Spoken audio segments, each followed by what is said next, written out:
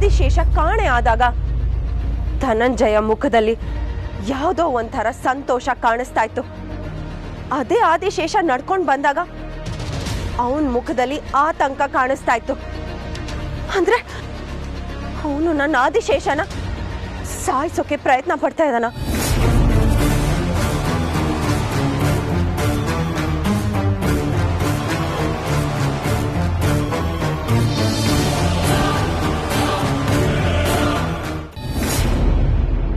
ನಾಗಲೋಕ ಶಾಂತವಾಗಿರುವ ಹಾಗೆ ಅನಿಸುತ್ತಿದೆಯಲ್ಲ, ಹಾಗಾದರೆ ಗುರುಗಳೇ ನೋಡಿ, ಇದು ಸೂಪಣಿಯ ಕಳೆ ಬರ ನೋಡಿ. ಇದು ಆದಿಶೇಷನನ್ನು ಸಾಯಿಸುತ್ತಾ?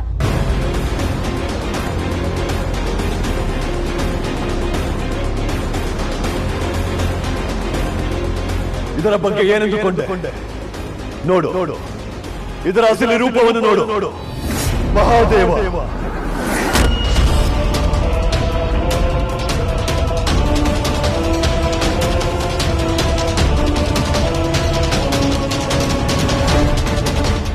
ಗುರುಗಳೇ ಏನಿದು?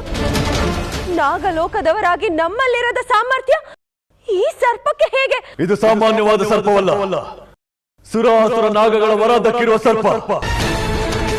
ಆದರೆ ಇದು ಸತ್ತಿದ್ದು ಹೇಗೆ?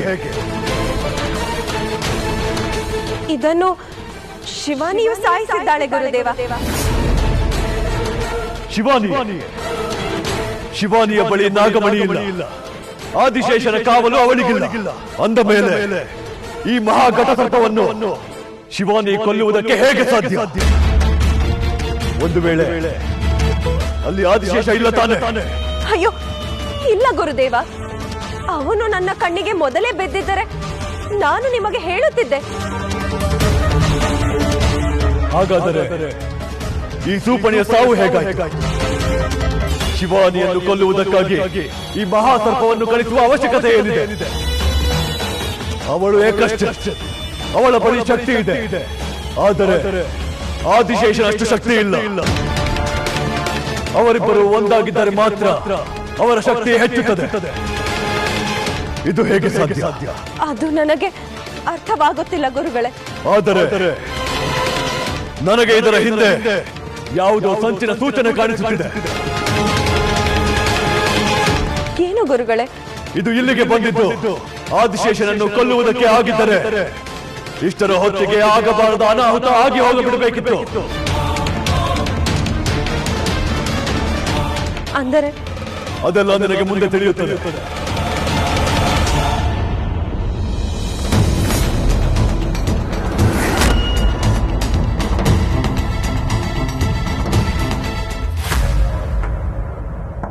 ಈ ಮನೆಯಲ್ಲಿ ಆದಿಶೇಷನ ಕೊಲ್ಲೋ ಪ್ರಯತ್ನ ನಡೆದಿದೆ. ಇದನ್ನ ಈ ಮನೆಯವರೆಲ್ಲ ಯಾರೋ ಒಬ್ರು ಮಾಡ್ತಿದ್ದಾರೆ. ಅದು ಯಾರು ಅಂತ ಹೇಗೆ ಕಂಡುಹಿಡಿಯೋದು? ಇಷ್ಟೊತ್ತಿಗೆ ಏನಾದ್ರೂ ವಿಷಯ ಗೊತ್ತಾಗ್ಬೇಕಾಗಿತ್ತಲ್ಲ. ಯಾರಿದ್ದೀರಾ? ಬನ್ನಿ ಯಾರಾದ್ರೂ.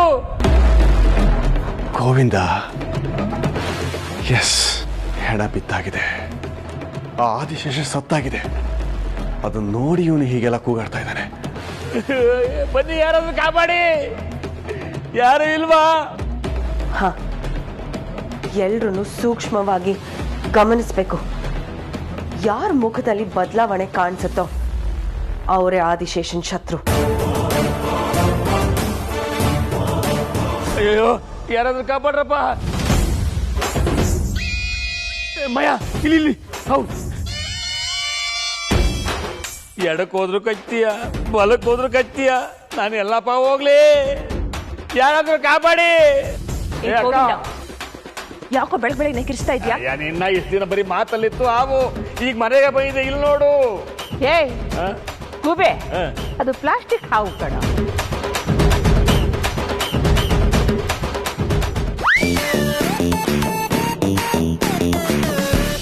ತೋಟದಲ್ಲಿರೋ ಈಶ್ವರನ ಕತ್ತಿಗೆ ಹಾಕಕ್ಕೆ ಅಂತ ತರ್ತಿದ್ದು. ಬಹುಶಃ ನಂದೀಶ ತಂದು ಇಲ್ಲಿ ಹಾಕಿದಾನೋ ಏನ್ ಕತೆನ? ಇದು ಪ್ಲಾಸ್ಟಿಕ್ ಹಾವು ಅಂತ ನನಗೆ ಗೊತ್ತಿಲ್ವಾ? ನೋಡೋಣ ನೀವು ಹೆದರ್ತೀರಾ ಇಲ್ವೋ ಅಂತ ಚೆಕ್ ಮಾಡಿದೆ. ಹೆದರ್ ಬಿಟ್ರಿ ಅಲ್ವಾ? ಹೌದಪ್ಪ, ಇಷ್ಟು ಹೊತ್ತು ನಾವೇ ಹೆದರ್ಕೊಂಡು ಅಳ್ತಾ ಇದ್ದಿದ್ದು. ಏಯ್ ಎಲ್ಲ ಹಾವು ಅಲ್ಲಿ ಚಿಕ್ಕಬಾಬುಜಿ ಅಲ್ಲಿ. ಏಯ್ ನೀನ್ ಕೂಗಾಡಿದ್ ನೋಡಿ ಎಲ್ಲೋ ನಿಜವಾದ ಹಾವೇ ಬಂತು ಅಂತ ಅಂದ್ಕೊಂಡೆ ನಾನು.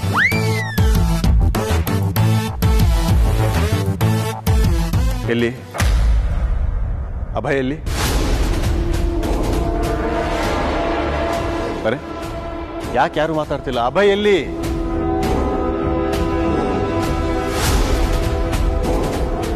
ಶಿವಾನಿ, ಅಭಯ್ ನೋಡಿದ್ಯಾ? ನೋಡಿದ್ಯಾ? ಯಾಕೆ ಯಾರು ಮಾತಾಡ್ತಿಲ್ಲ ಹೇಳಿ?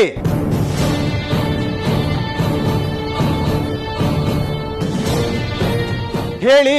ಇಲ್ಲಿದ್ದೀನಿ ಸರ್.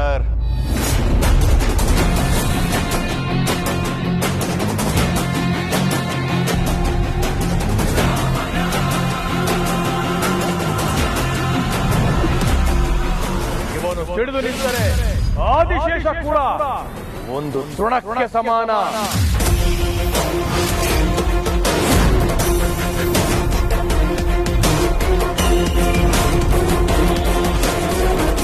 ಏನ್ ಸರ್, ಎಲ್ರೂ ವಿಚಾರಿಸೋದಕ್ಕೆ ಬಂದಿರೋ ನಾನು, ನೀವು ನೋಡಿದ್ರೆ ಎಲ್ರ ಹತ್ರ ನನ್ನ ಬಗ್ಗೆನೇ ವಿಚಾರಿಸ್ತಿದ್ದೀರಾ?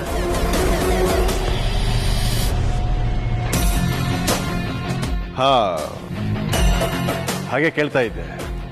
ಅದು ನೀವು ಬಂದ ಕೆಲಸ ಎಲ್ಲಿ ತನಕ ಬಂತು? ಎವಿಡೆನ್ಸಸ್ ಏನಾದ್ರು ಸಿಗ್ತಾ ಅಥವಾ ತ್ರಿಶೂಲ್ ಬಗ್ಗೆ ಏನಾದರೂ ವಿಚಾರ ಗೊತ್ತಾಯ್ತಾ ಅಂತ? ಎಲ್ಲ ಸಿಗುತ್ತೆ, ಎಲ್ಲದಕ್ಕೂ ಟೈಮ್ ಬೇಕು ನೋಡಿ. ಸಮಯ ಬೇಕು ಅಂದ್ರೆ ಇನ್ನ ಎಷ್ಟು ದಿನ ಬೇಕು? ಯಾವಾಗ ಅಂತ ಹೇಳಕ್ಕಾಗಲ್ಲ, ಆದ್ರೆ ಆದಷ್ಟು ಬೇಗ ಅಂತ ಹೇಳಬಲ್ಲೆ.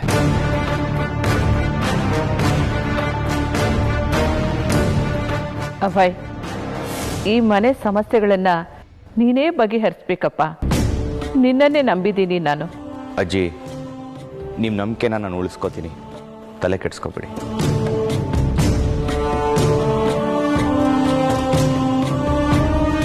ಏನು ಎಲ್ಲರೂ ಹೀಗೆ ಮುಖ ನೋಡ್ಕೊಂಡಿರ್ತೀರಾ ಅಥವಾ ತಿನ್ನೋದಕ್ಕೇನಾದರೂ ರೆಡಿ ಮಾಡ್ತೀರಾ?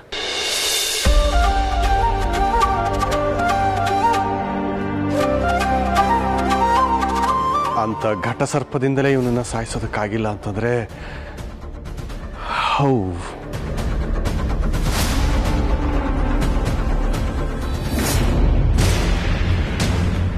ಹೌದು, ನನ್ನ ಅನುಮಾನ ನಿಜ ಆಯ್ತು. ಅಂದ್ರೆ ಆ ಧನಂಜಯ ಯಾವುದೋ ಉದ್ದೇಶದ ಜೊತೆಗೆ ಇಲ್ಲಿಗೆ ಬಂದಿದ್ದಾನೆ. ಅವನ ಜೊತೆಗಿದ್ದ ದಾಕ್ಷಾಯಿಣಿ ಕೃಷ್ಣೆ ಸತ್ತೋಗಿದ್ದಾರೆ. ಮಂತ್ರ ತಂತ್ರ ಬಲ್ಲೋರು, ಶಕ್ತಿಶಾಲಿಗಳು ಇದ್ದಕ್ಕಿದ್ದಾಗೆ ಬೀದಿ ಹೆಣ ಆದ್ರು ಅಂದ್ರೆ ಏನರ್ಥ? ಇದು ಇವನ್ಗೆ ಗೊತ್ತಿದ್ಯೋ ಇಲ್ವೋ ಒಂದು ಗೊತ್ತಿಲ್ಲ. ಆದ್ರೆ ಗೊತ್ತಿದ್ರು ಸುಮ್ಮನಿದಾನ? ಒಂದು ಅರ್ಥ ಆಗ್ತಾ ಇಲ್ಲ. ಈಗ ಆದಿಶೇಷನ್ ಮೇಲೆ ಹತ್ಯೆಯ ಪ್ರಯತ್ನ ನಡೆದಿದೆ. ಇದನ್ನೆಲ್ಲ ಗಮನಿಸ್ತಾ ಇದ್ರೆ ಯಾಕೋ ಇದ್ರೆಲ್ಲರ ಹಿಂದೆ ಧನಂಜಯ ಇದ್ದಾನೆ ಅನಿಸ್ತಾ ಇದೆ. ಯಾಕೆ ಅಂದ್ರೆ ಆದಿಶೇಷ ಕಾಣೆ ಆದಾಗ ಧನಂಜಯ ಮುಖದಲ್ಲಿ ಯಾವುದೋ ಒಂಥರ ಸಂತೋಷ ಕಾಣಿಸ್ತಾ ಇತ್ತು. ಅದೇ ಆದಿಶೇಷ ನಡ್ಕೊಂಡು ಬಂದಾಗ ಅವನ ಮುಖದಲ್ಲಿ ಆತಂಕ ಕಾಣಿಸ್ತಾ ಇತ್ತು. ಅಂದ್ರೆ ಅವನು ನನ್ನ ಆದಿಶೇಷನ ಸಾಯಿಸೋಕೆ ಪ್ರಯತ್ನ ಪಡ್ತಾ ಇದ್ದಾನ. ಆ ಮಹಾಘಟ ಸರ್ಪವನ್ನು ಕಳಿಸಿ ಆದಿಶೇಷನನ್ನು ಕೊಲ್ಲುವ ಪ್ರಯತ್ನ ಅವನ ಕಡೆಯಿಂದ ನಡೆದಿದೆ ಎಂದರೆ ಏನೋ ಬಲವಾದ ಕಾರಣವೇ ಇರಬೇಕು. ಅದು ತಿಳಿಯಬೇಕೆಂದರೆ ನಾನು ಅವನನ್ನು ಹಿಂಬಾಲಿಸಬೇಕು. ಆಗಲೇ ಸತ್ಯ ತಿಳಿಯುವುದು.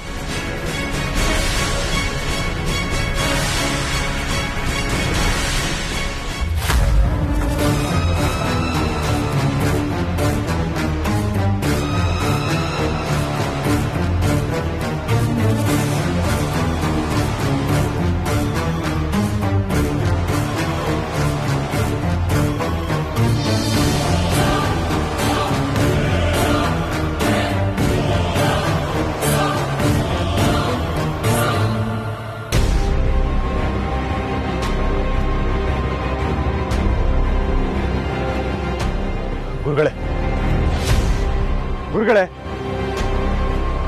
ಹೇಳು. ನೀವು ಹೇಳಿದ ಯಾವುದೂ ಆಗಲಿಲ್ಲ. ಆ ಘಟಸರ್ಪ ಆದಿಶೇಷನನ್ನ ಸಾಯಿಸುತ್ತೆ ಅಂತ ಹೇಳಿದ್ದೆ. ಅದು ಸಾಯಿಸಲಿಲ್ಲ.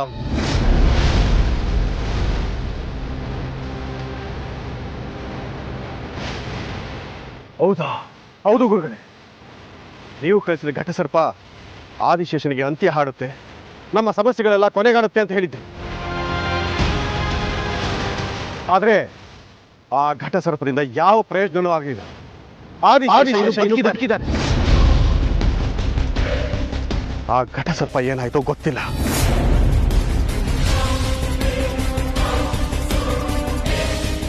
ಏನು ಹೇಳ್ತಿರೋ ದಿಗ್ವಿಜಯ? ಇದು ಹೇಗೆ ಸಾಧ್ಯ?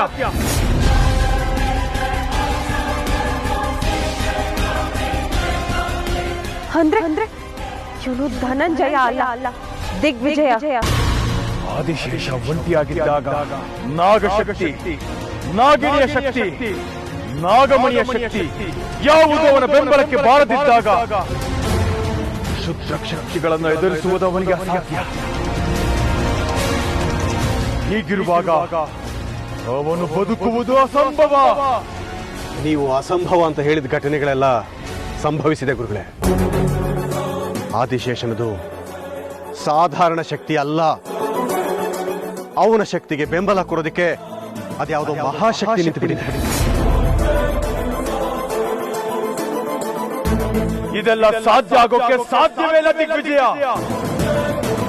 ಆಗೋಲ್ಲ ಅಂತ ಅಂದ್ಕೊಂಡಿದ್ದೆಲ್ಲ ಒಂದ್ರ ಮೇಲೊಂದು ಆಗ್ತಾನೆ ಇದೆಯಲ್ಲ ಗುರುಗಳೇ. ಕರಾಳವಾಗಿದ್ದ ನನ್ನ ರೂಪಕ್ಕೆ ನನ್ನ ತಮ್ಮ ಧನಂಜಯನ ರೂಪ ಕೊಟ್ಟ ಕೃಷ್ಣ ದಾಕ್ಷಾಯಿಣಿ ಅವರ ಸಾವು ಕೂಡ ಆಯಿತು. ಅದಕ್ಕೆ ಕಾರಣ ಅಂತ ನಂಬಿದ್ದ ಆದಿಶೇಷನನ್ನು ಸಾಯಿಸೋದಕ್ಕೆ ನಾವು ಮಾಡಿದ ಪ್ರಯತ್ನ ವಿಫಲ ಆಯಿತು.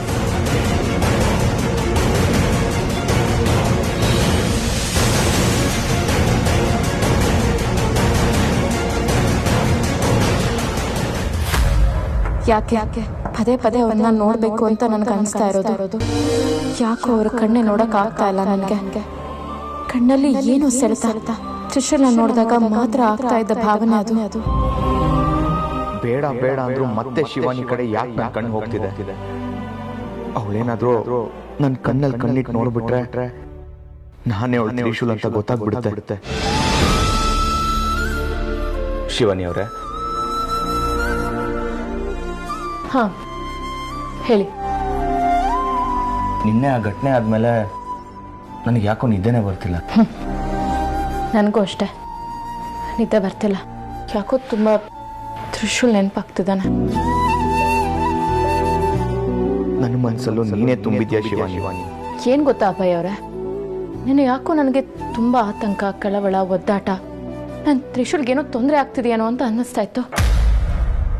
ಇಲ್ಲಿ ನೋಡಿದ್ರೆ ನಿಮಗೆ ತೊಂದರೆ ಆಗ್ತಿತ್ತು. ಅಲ್ಲ ಅಭಯ್ ಅವರೇ, ನೀವು ಸಾಮಾನ್ಯ ಮನುಷ್ಯರು, ನಂತರ ನಾಗ್ಲೋಕದವರು ಅಲ್ಲ. ಆದರೂ ನಿಮ್ಮ ಮೇಲೆ ನೆನ್ನೆ ಆ ಹಾವು ಯಾಕೆ ತೊಂದರೆ ಕೊಡೋಕೆ ಬಂತು?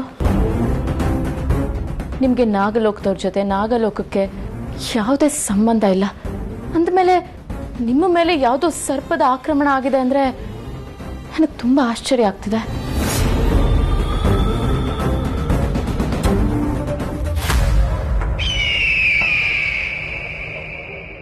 ಘಟಸರ್ಪ ಸತ್ತಿದೆ.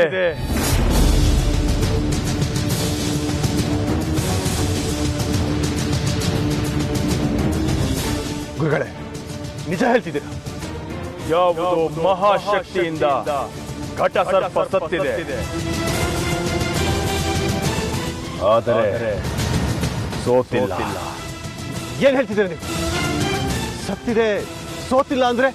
ಘಟಸರ್ಪ ಆದಿಶೇಷನ ಹೋರಾಟದಲ್ಲಿ ಆದಿಶೇಷನ ಸಮಸ್ತ ಶಕ್ತಿಯನ್ನು ನುಂಗಿಬಿಟ್ಟಿದೆ.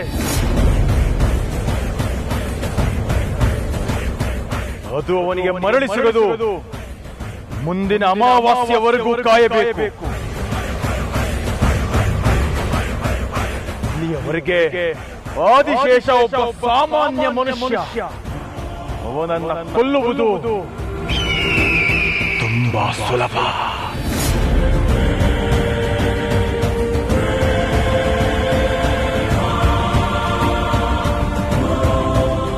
ಅಂದ್ರೆ ಗುರುಗಳು ಹೇಳಿದ್ದು ಇದೇ ವಿಷಯನಾ?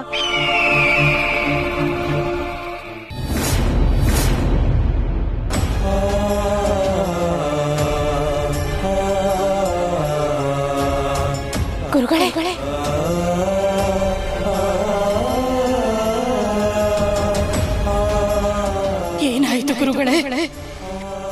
ನನ್ನ ಕಂದ ಆದಿಶೇಷನಿಗೆ ಯಾವ ತೊಂದರೆಯೂ ಇಲ್ಲ ಅಲ್ಲವೇ? ಈಗ ಸದ್ಯಕ್ಕೆ ಯಾವ ತೊಂದರೆಯೂ ಇಲ್ಲ. ಆದರೆ ಮುಂದೆ ಖಂಡಿತ ತೊಂದರೆ ಆಗುತ್ತದೆ. ಇದೇನು ಹೇಳುತ್ತಿರುವಿರಿ ಗುರುವರ್ಯ? ಅಂಥದ್ದೇನಾಯಿತು? ಭೂಲೋಕಕ್ಕೆ ಪ್ರವೇಶ ಮಾಡಿದ ಮಹಾನಾಗ ಸೂಪಣಿಯ ಸಾವಾಗಿದೆ. ಶಿವಾನಿಯಿಂದ ಆ ನಾಗದ ಹತ್ಯೆಯಾಗಿದೆ.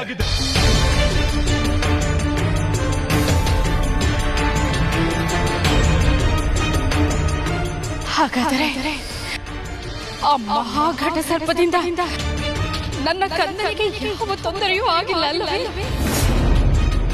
ಅದನ್ನೇ ಹೇಳಲು ಬಂದನಾಗ ಮಾತ ಇಂದು ಆದಿಶೇಷ ಕ್ಷುದ್ರ ಶಕ್ತಿಗಳಿಂದ ತಪ್ಪಿಸಿಕೊಂಡಿರಬಹುದು. ಆದರೆ ಯಾವ ಕ್ಷಣದಲ್ಲಿ ಬೇಕಾದರೂ ಅವನಿಗೆ ಅಪಾಯವಾಗಬಹುದು. ಅದ್ಯಾವುದೋ ಕಾರಣದಿಂದ ಸೂಪಣಿ ಸರ್ಪದ ಸಾವಾಗಿರಬಹುದು.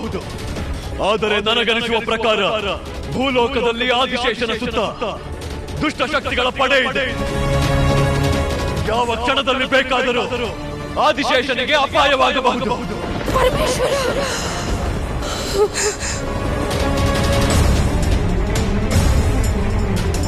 ಏನು ಹೇಳುತ್ತಿರುವಿರಿ ಗುರುಗಳೇ? ನನ್ನ ಮಗನನ್ನು ಕಾಪಾಡುವುದು ಹೇಗೆ? ನಾಗಮಣಿಯನ್ನು ಪಡೆಯುವುದು ಹೇಗೆ? ಶಿವಾನಿಯ ಮೇಲೆ ನಿಮಗೆ ಸಿಟ್ಟಿದೆ. ಅತ್ತ ಕಡೆ ಮಾಯಾವನ ಕಡೆಯಿಂದಲೂ ಯಾವುದೇ ಪ್ರಯತ್ನ ನಡೆಯುತ್ತಿಲ್ಲ. ದಿನದಿಂದ ದಿನಕ್ಕೆ ಒಂದರ ಮೇಲೊಂದು ಕಂಟಕ ನನ್ನ ಕಂದನಿಗೆ. ಹೀಗಾದರೆ ಹೇಗೆ ಗುರುವರ್ಯ? ನನ್ನ ಕಂದ ಆದಿಶೇಷ ನಾಗಮಣಿಯ ಜೊತೆಗೆ ಈ ನಾಗಲಗುನೆ ಬರದ ಹೊರತು ಈ ನಮ್ಮ ಲೋಕಕ್ಕೆ ಉಳಿಗಾಲವಿಲ್ಲವಲ್ಲ. ಯಾರು ಕಾಪಾಡುತ್ತಾರೆ? ನನ್ನ ಕಂದನನ್ನು ಯಾರು ಕಾಪಾಡುತ್ತಾರೆ ಗುರುವರ್ಯ? ಆದಿಶೇಷನನ್ನು ಕಾಪಾಡಬೇಕೆಂದರೆ ಅವನಷ್ಟೇ ಶಕ್ತಿವಂತ ಭೂಲೋಕಕ್ಕೆ ಹೋಗಬೇಕು. ಆದರೆ ಅಷ್ಟು ಶಕ್ತಿವಂತ ನಮ್ಮ ಲೋಕದಲ್ಲಿ ಯಾರು ಇಲ್ಲವಲ್ಲ ನಾಗಮಾತ.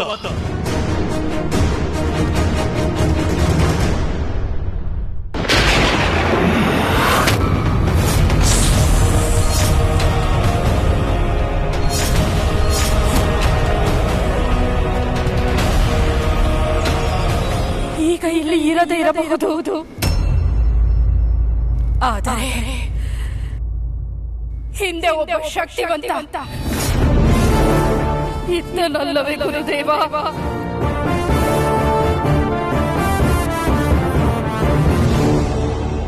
ನೀವು ಈ ಲೋಕದವರು, ಇಲ್ಲಿನ ರೀತಿ ನಿಯಮಗಳಿಗೆ ಬದ್ಧರಾಗಿ ಬದುಕ್ತಾ ಇರೋರು. ನಿನ್ನೆ ನಿಮ್ಮ ಮೇಲೆ ನಡೆದ ಕ್ಷುದ್ರ ಪ್ರಯೋಗ ಈ ಲೋಕದವ್ರು ಮಾಡಿರೋದಕ್ಕೆ ಸಾಧ್ಯನೇ ಇಲ್ಲ. ಅದು ಬೇರೆ ಲೋಕದವರೇ ಮಾಡಿರ್ಬೇಕು. ಅಂದ್ರೆ ನೀವು ಕೂಡ ಈ ಲೋಕದವರಾಗಿರೋದಕ್ಕೆ ಸಾಧ್ಯನೇ ಇಲ್ಲ. ಶಿವಾನಿಯವರೇ, ಏನ್ ನಿಮ್ಮ ಮಾತಿನ ಅರ್ಥ? ಅಲ್ಲ, ನನಗೆ ಬಂದಿರೋ ಅನುಮಾನಗಳ ಬಗ್ಗೆ ಮಾತಾಡ್ತಾ ಇದ್ದೀನಿ ಅಷ್ಟೆ. ನಾನು ನಾಗಲೋಕದವಳು, ನಾಗಗಳ ಬಗ್ಗೆ ತುಂಬ ಚೆನ್ನಾಗಿ ತಿಳ್ಕೊಂಡಿರೋಳು. ನಾಗಗಳು ಸುಮ್ಮನೆ ಯಾರಿಗೂ ತೊಂದರೆ ಕೊಡೋದಕ್ಕೆ ಬರೋದಿಲ್ಲ. ಅವ್ರ ಮೇಲೆ ಕ್ಷುದ್ರ ಪ್ರಯೋಗ ಆಗಿದ್ರೆ ಮಾತ್ರ ದಿಕ್ಕು ತಪ್ಪಿ ಅವರು ಬೇರೆಯವ್ರಿಗೆ ತೊಂದರೆ ಕೊಡೋಕ್ಕೆ ಸಾಧ್ಯ. ನಿನ್ನೆ ನಿಮ್ಮ ಮೇಲೆ ಆಗಿದ್ದು ಅದೇ. ಹಾಗಾದ್ರೆ ಆ ಕ್ಷುದ್ರ ಪ್ರಯೋಗ ನಿಮ್ಮ ಮೇಲೆ ಯಾರು ಮಾಡಿರ್ಬೋದು? ಶಿವಾನಿಗೆ ನನ್ನ ಮೇಲೆ ಅನುಮಾನ ಬರ್ತಾ ಇದೆ. ನಾನು ಹೇಳೋ ಸತ್ಯದಿಂದ ಮುಂದೇನೋ ಅನಾಹುತ ಆಗುತ್ತೆ. ನಾನು ಸತ್ಯ ಹೇಳೋ ಹಾಗಿಲ್ಲ. ಹಾಗಂತ ಇವಳು ಅನುಮಾನ ಜಾಸ್ತಿ ಮಾಡೋ ಹಾಗೂ ಇಲ್ಲ. ಶಿವಾನಿಯವರೇ, ಏನು ಗೊತ್ತಾ, ನೀವು ನಾಗ್ಲೋಗ್ದವ್ರಲ್ವಾ, ಮೋಸ್ಟ್ಲಿ ಅವರು ನಿಮಗೆ ತೊಂದರೆ ಕೊಡೋದಕ್ಕೆ ಬಂದಿದ್ರು ಅಂತ ಅನ್ಸುತ್ತೆ. ನಾನು ಹಾಲಲ್ಲೇ ಮಲಗಿದ್ನಲ್ಲ, ನಾನು ಕಣ್ಣಿಗೆ ಬಿದ್ದಿದ್ದೀನಿ, ನನಗೆ ತೊಂದರೆ ಕೊಟ್ಟಿದ್ದಾರೆ. ಅಲ್ಲ, ಹಾಗಲ್ಲ ನಾನು ಹೇಳ್ತಿರೋದು. ಅಯ್ಯೋ, ಈಗ ಆ ವಿಷಯ ಬಿಡಿ. ಇನ್ಮೇಲೆ ಆ ವಿಷಯ ಮಾತಾಡೋದೇ ಬೇಡ. ಅದನ್ನ ನೆನೆಸ್ಕೊಂಡ್ರೆ ನನಗೆ ಭಯ ಆಗುತ್ತೆ. ಅದಕ್ಕೆ ಆ ವಿಷಯದ ಬಗ್ಗೆ ಮಾತಾಡೋದಾಗ್ಲಿ ಯೋಚನೆ ಮಾಡೋದಾಗ್ಲಿ ಮಾಡಲೇಬಾರ್ದು ಅಂತ ಡಿಸೈಡ್ ಮಾಡಿದ್ದೀನಿ. ಸರಿ, ನಾನು ಬರ್ತೀನಿ.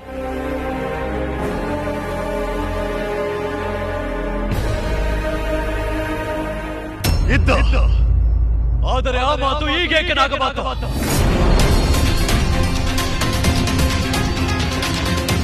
ಬೇಡ ಬೇಡವೆಂದರು ಆ ನೆನಪುಗಳು ಕಾಡುತ್ತಿವೆ ಗುರುದೇವ. ಆದಿಶೇಷನ ಸಹೋದರ ಶೇಷನಾಗ ನನ್ನ ಉದರದಲ್ಲಿ ಜನಿಸಿದ ನನ್ನ ಕಂದನಲ್ಲವೇ ಈ ನಾಗಲೋಕದಿಂದ ದೂರವಾಗಿ ಇಂದಿಗೆ 125 ಸಂವತ್ಸರಗಳು ಕಳೆದು ಹೋದವು. ಅವನ ನೆನಪುಗಳು ಬಿಡದೆ ಕಾಡುತ್ತಿವೆ ಗುರುವರ್ಯ. ಅವನು ನನ್ನ ಕಂದನಲ್ಲವೇ? ನಿಮ್ಮ ಇನ್ನೊಬ್ಬ ಮಗ ಆದಿಶೇಷನ ತಮ್ಮ ಶೇಷನಾಗ ಈ ಲೋಕದ ನೀತಿ ನಿಯಮಗಳ ವಿರುದ್ಧ ಹೋಗಿ ಈ ಲೋಕದಿಂದ ದೂರವಾದವನು. ಈಗ ಅವನ ಬಗ್ಗೆ ಮಾತಾಡಕ್ಕೆ ನಾನು ಅವನ ತಾಯಿಯಲ್ಲವೇ ಗುರುದೇವ? ಇಬ್ಬರು ನನ್ನ ಮಕ್ಕಳೇ. ಬರೀ ಆದಿಶೇಷನ ಬಗ್ಗೆ ಮಾತನಾಡುತ್ತಾ ಶೇಷನಾಗ ನನ್ನ ಮರೆತರೆ ಅದು ಈ ತಾಯಿಯ ಹೃದಯಕ್ಕೆ ಮಾಡುವ ದ್ರೋಹವಲ್ಲವೇ ಗುರುದೇವ?